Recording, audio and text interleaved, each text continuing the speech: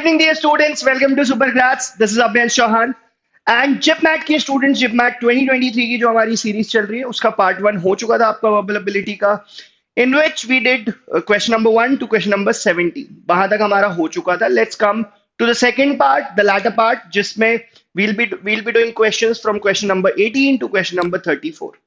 ठीक है. सो रिलेटिवली जो मैंने आपको लास्ट वीडियो में भी बताया था कि जिपमैट 2023 का पेपर काफी इजी था. Now let's talk about, let's cut the chase and come to the point और क्वेश्चन नंबर 18 पर आ जाते हैं. ठीक है. So question number 18 is again one of the questions from phrasal verbs, guys. And phrasal verbs, as I have always mentioned, class में भी आपको बताया, वीडियोस में भी आपको बताया कि फ्रेजल वर्ब बहुत ज्यादा इंपॉर्टेंट है आपके लिए. बहुत सारे वर्ब्स मैंने ऐसे बताए हैं जो बहुत ज्यादा रिपीटेटिव हैं, बार बार एग्जाम में आ रहे हैं. सो फ्रेजल वर्ब्स इज समथिंग जो आप बिल्कुल भी अफोर्ड नहीं कर सकते कि फ्रेजल वर्ब छोड़ दें हम किसी भी कीमत पे. So if I talk about this question, he put dash his departure for a week. Now if he does something, अपने डिपार्चर को उसने एक वीक आगे बढ़ा दिया, इट मींस डिले कर दिया, पोस्टपोन कर दिया. ऐसा कुछ फ्रेजल वर्ब मुझे ढूंढना है यहाँ पे. सो the correct phrasal verb will be put off, OFF of. Now put down भी एक फ्रेजल वर्ब होता है. देखो पुट के साथ बहुत सारे फ्रेजल वर्ब हम बना सकते हैं. Put down is a phrasal verb, put on is a phrasal verb, put off जो इस क्वेश्चन का आंसर है. Put down means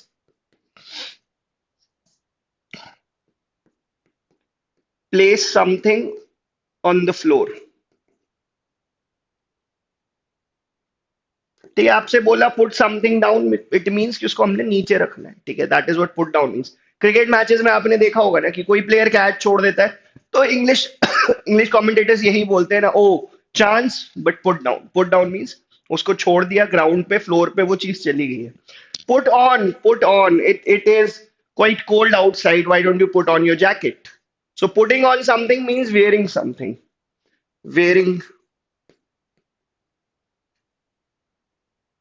Put on means wearing something.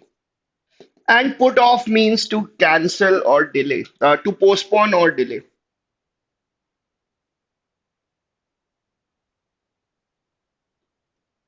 Put off means to postpone or delay. So that was your correct answer, guys, for question number 18, which was option B.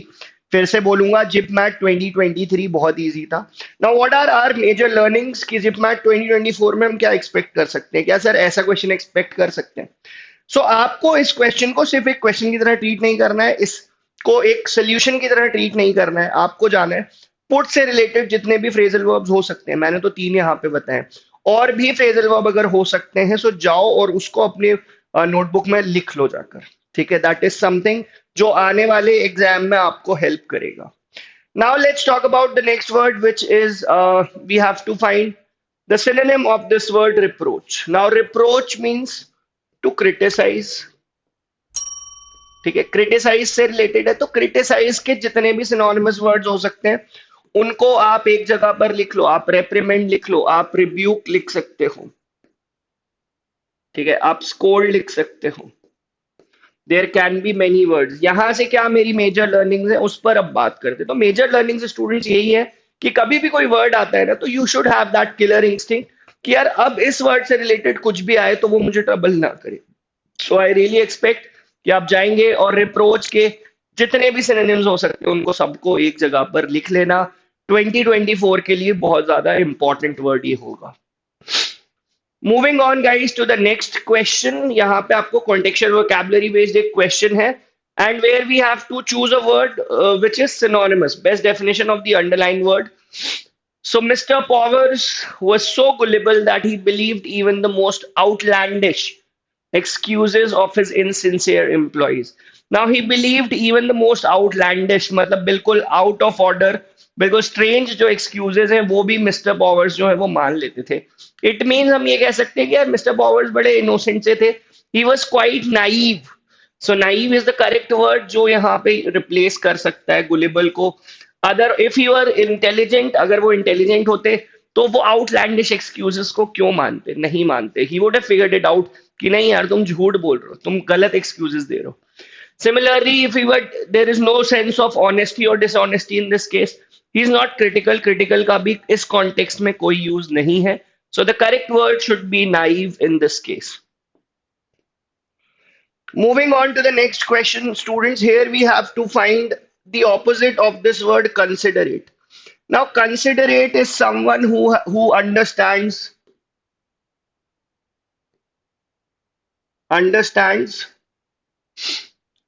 others feelings. ठीक है, feeling समझ रहा है भाई, और उसके according ही अपने words का यूज कर रहा है, उसके अकॉर्डिंग ही अपने एक्शंस कर रहा है. That is what a considerate person is. Now comprehensive is something which is detailed. Atrocious is something which is shockingly bad. Shockingly bad. Malignant is having bad intention towards someone. And the correct synonym, we have to find the antonym. So the correct antonym for considerate will be indifferent. No feelings. No feelings at all. Poker faced, dead pan, कोई feeling नहीं है, कोई expression आप नहीं दे रहे. Callus attitude है आपका. सो callus, indifferent, ये सारे सिनोनिमस वर्ड्स हैं. आपको क्या करना है, कंसिडरेट पढ़ना है, कंसिडरेट के सिनोनिम्स वहां पर आपको लिखने हैं. At the same time atrocious is again one of the words जो आपके लिए आने वाले एग्जाम्स के लिए हेल्पफुल हो सकता है. Malignant is also one of those words जिसमें रूट वर्ड मैल लिखा हुआ है. So in words पर भी आप जितना build करोगे, that is something which is going to help you in your JIPMAT 2024 examination. Moving on to the next question, students. अब ये तो एक quote ही है, ठीक है, कि a bird in hand is worth two in the bush. इसका meaning ये होता है, a bird in hand obviously singular subject है तो singular ही होगा, present tense का होगा, क्योंकि ये quote है, एक proverb है. इसका मीनिंग ये होता है कि जो चीजें आपके पास हैं आप उन्हीं को काउंट करो. ऐसा नहीं कि वहां से कोई मनी आने वाली है एंड वी आर लाइक कि ठीक है जो रिसोर्सेज हैं पहले उनको छोड़ देते हैं, अभी तो पैसा आने वाला है. नहीं, जो हाथ में है उसको ही आपको मानना है कि उतना ही आपके पास है. So that is what they are trying to suggest through this quote कि a bird in hand is worth two in the bush. So that was your question number 22, students. Now again, another question from phrasal verbs. Break के साथ कितने phrasal verb बना सकते हैं, आज का आपका यही टास्क है. With this verb break, put, cut, let, बहुत सारे ऐसे वर्ब्स हैं जो बहुत ज्यादा एग्जाम में रिपीट होते हैं. मतलब ये कोई ऐसा क्वेश्चन नहीं है जो आप मुझसे ये कहो कि सर मैंने 500 के अराउंड फ्रेजल वर्ब्स कर रखे थे, still I was struggling in this question. नहीं, अगर आप प्रिपरेशन कर रहे हो एक प्रॉपर तरीके से तो this is something that you must know. वो जो वर्ब्स बताएं, कुछ 8 to 10 वर्ब्स ऐसे हैं जो बार बार एग्जाम में रिपीट होते हैं. जैसे act is one of them, ठीक है, break is one of them, put, cut, ठीक है, look, let. So there are 8 to 10 verbs जिनके साथ there can be multiple phrasal verbs and all those phrasal verbs are equally important. Beer is also one of them. Beer भी आप लिख सकते हो, beer with, beer out, ठीक है. So let's come back to question number 23 now. So while going to Chandigarh, our car broke dash in midway. Broke apart, break apart का मतलब होता है पीसेस में हो जाना. तो कार ऐसा नहीं होगा कि कार पीसेस में होगी, पीसेस में नहीं होगी. It's just that it stopped functioning properly. It stopped working. So break down is the correct phrasal verb in this case. Break apart, breaking से ही related होता है, break in pieces. Breakup is end of a relationship.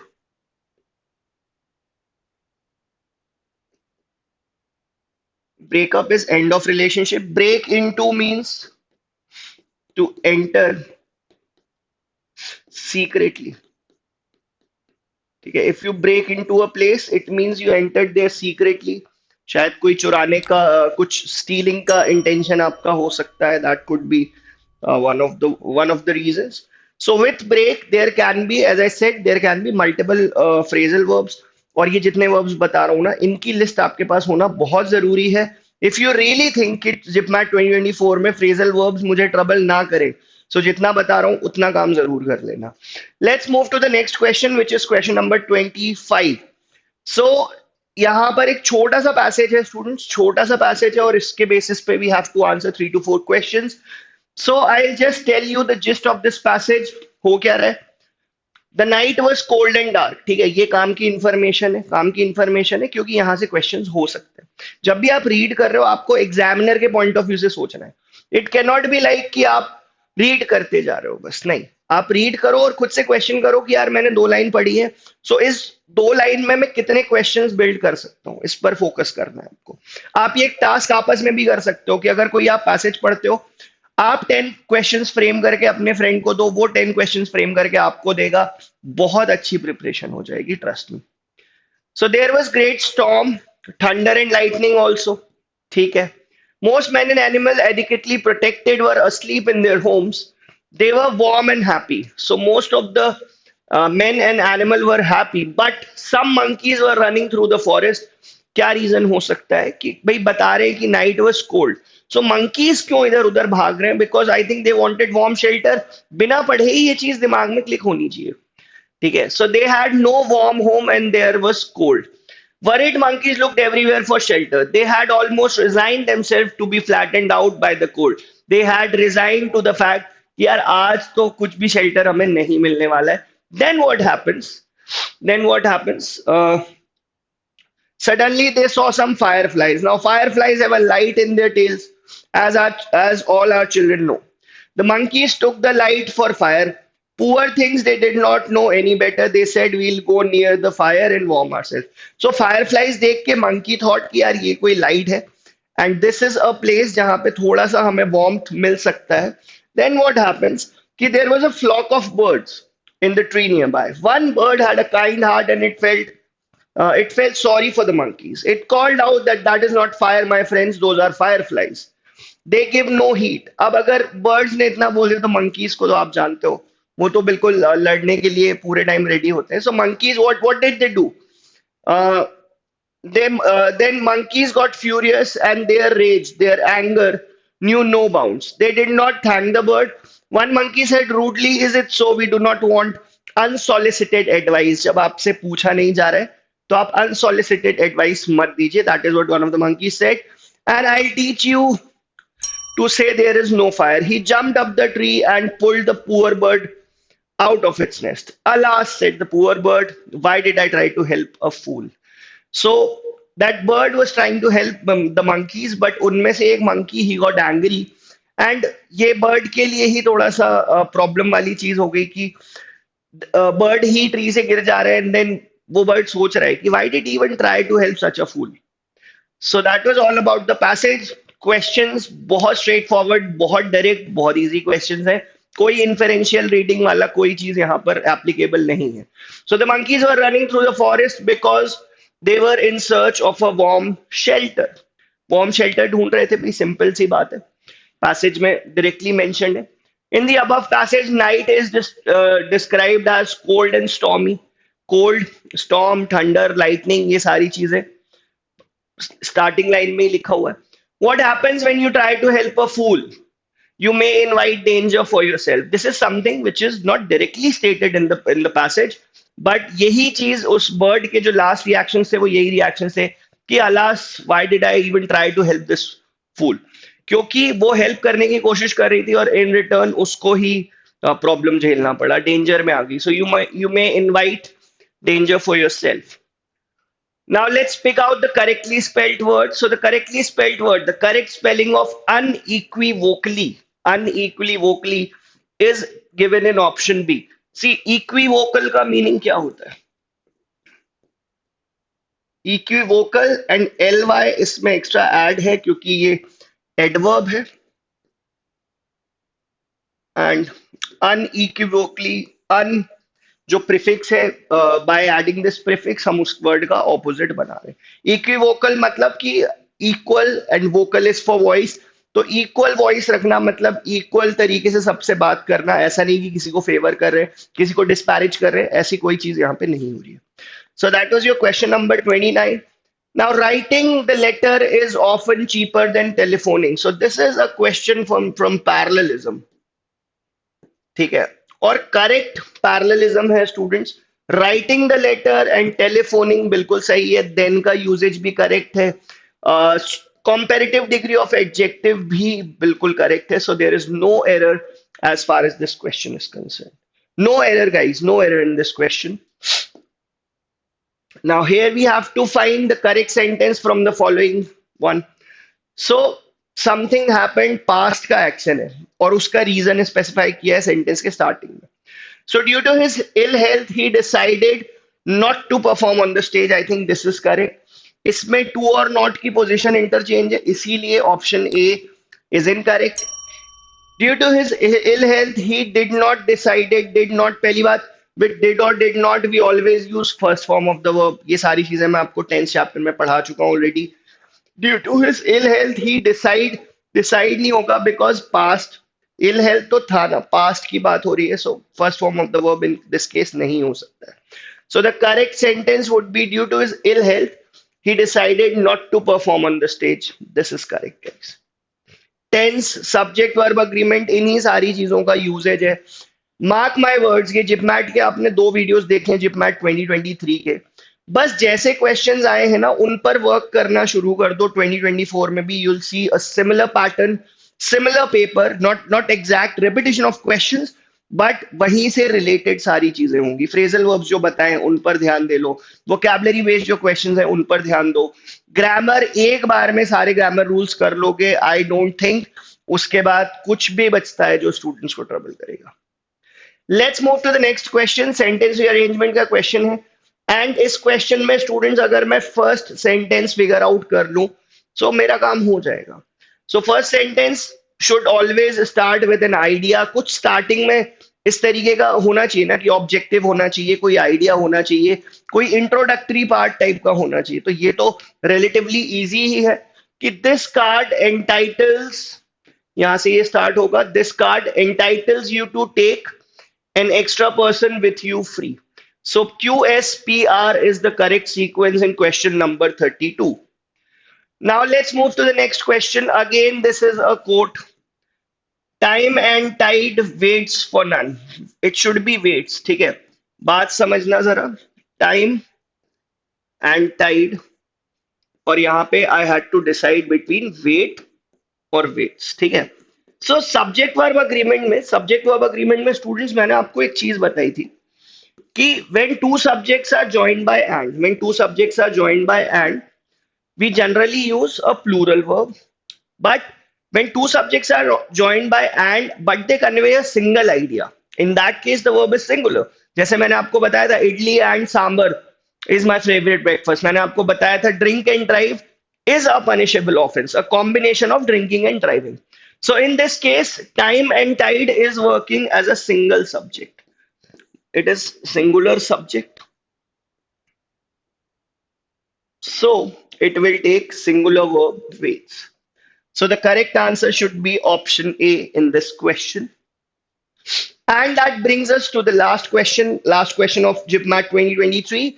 There are more things in heaven and earth dash are dreamt of in philosophy. So यहाँ पे मुझे comparison के लिए कोई word चाहिए. ठीक है, and for comparison I will use THAN 10. ठीक है, so that was all for JIPMAT 2023. Major takeaways क्या है? How is this series going to help you in JIPMAT 2024? आपको करना क्या है, जो भी क्वेश्चंस आए हैं उनसे रिलेटेड जितनी इंफॉर्मेशन है उसको स्टडी कर लेना. जैसे time and tide waits for none एक क्वेश्चन था, तो सब्जेक्ट वर्ब अग्रीमेंट का क्वेश्चन था ना ये. सब्जेक्ट वर्ब अग्रीमेंट के सारे रूल्स आपको एक बार देख लेने, टेंस के सारे रूल्स देख लेने, ग्रामर पूरा ऐसे टॉपिक वाइज आपको खत्म करते चलना. So that was all for this series guys. Hope to see you soon. Thank you so much.